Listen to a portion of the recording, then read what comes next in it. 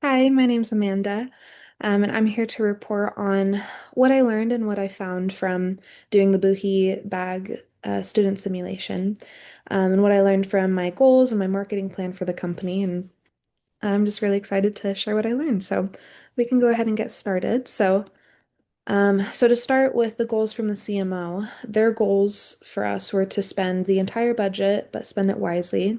And at the beginning, we were given about $5,000 every week to spend to grow brand awareness, increase engagement, and to increase sales.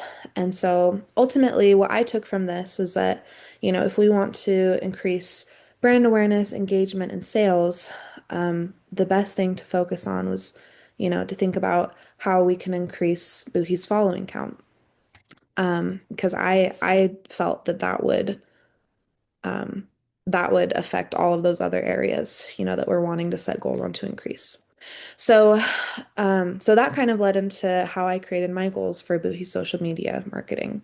So I set goals for their audience, their platforms, distribution measurement, and revenue. So my goals for Buhi's audience were um, to create posts that were curated towards their target audience, which is a pretty broad range. Buhi's target audience is men and women ranging from ages 18 to 34. Um, and, for the men in Buhi's audience, these are typically men who are either in the workforce and need a good bag to take to work, or they're men who enjoy going to the gym, going camping, hiking, just doing any and all things outdoor and need a good bag that they can take with them. And for the women, these are women who are either moms, women who love to travel, who love lifestyle, fitness, fashion, college students. And likewise need a good, reliable bag that they can take with them. And so, obviously, this audience is pretty diverse, and each of these people probably have pretty different social media algorithms. And so, I wanted to make sure that we were setting goals that would create posts that could reach each one of these different groups in their audience. And so, the platforms I wanted to set goals to focus on were Instagram, Facebook, TikTok, and Pinterest. And I wanted to create a specific content calendar that would show how and when we'd be posting on each of those platforms. And with that, with the distribution measurement, I wanted to use a calendar that showcased when and what Buhi was posting, because that would also help us as a company to see, okay, like what's working, what's not working. If this post did really well, like when did we post it? What day did we post it? What kind of post was it? It's all very helpful information. And my overall goal for Boohoo's revenue is to increase it by 25% by the end of all this. So for my marketing plan, I wanted to create a plan that would choose content that's curated towards Boohoo's targeted audience, like I said before, to really be consistent and stick with the most productive posting days and times.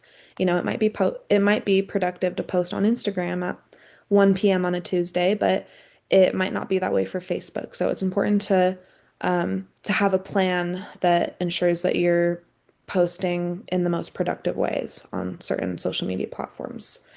My other goal for their marketing plan was to stick with what works, but don't be scared to try new things and to experiment with different kinds of posts. And so with my strategy for the simulation, I wanted to focus on just kind of experimenting in the beginning, and then as the simulation went on and time went on, I could see what works, what doesn't work, and then I could go from there and just focus on what was working. And like I said, I wanted to focus on the best days and times to post, and I really wanted to focus the budget on paid content instead of organic content, because I definitely saw that that reached more people and brought in more revenue than just organic content. Ultimately, what did work, and what didn't work, like I said, paid content was definitely the way to go with Boohie's marketing. And so doing influencer posts and videos and paid content, that all worked so well. Especially with finding influencers that matched up with the ages and influence and interests of Boohie's audience. What didn't really work was, doing organic posts and stories and polls. Those just never really gained much traction. Obviously, they're free to do, and so I think it's important to still do that. But, if we're wanting to increase revenue and engagement and sales, that's not the most productive thing.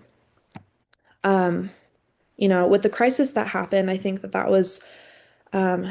was a really interesting way to showcase that having a content calendar and having a plan with how you post, you know, when and what time and what day, and what you're posting, that matters so much.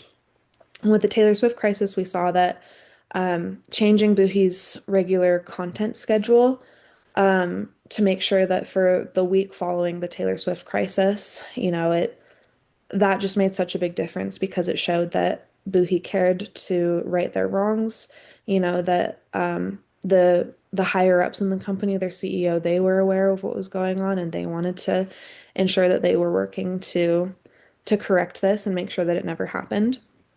And I think that this really just kind of helped Buhi really just restate their values as a company, and also to reconnect with their audience and to show that they are a trustworthy brand. Obviously they took a hit at first, but I think that with that content schedule and just with that focus of being accountable and real with their audience, I think really it did kind of help things go in a positive direction. Um, Overall, about $10,000 a week proved to be the most successful with their weekly budget because that really ensured that we could collaborate with influencers, that we could pay for the posts that would reach the audience in the way that we were trying to. And just overall, there definitely was an increase in engagement and in revenue, and in followers. And overall, it just really showed that, being intentional with posting and being intentional with how you allocate your budget, that makes the biggest difference. And so, this was just such a good experience to learn what works and what doesn't work. So I really, really appreciated the opportunity.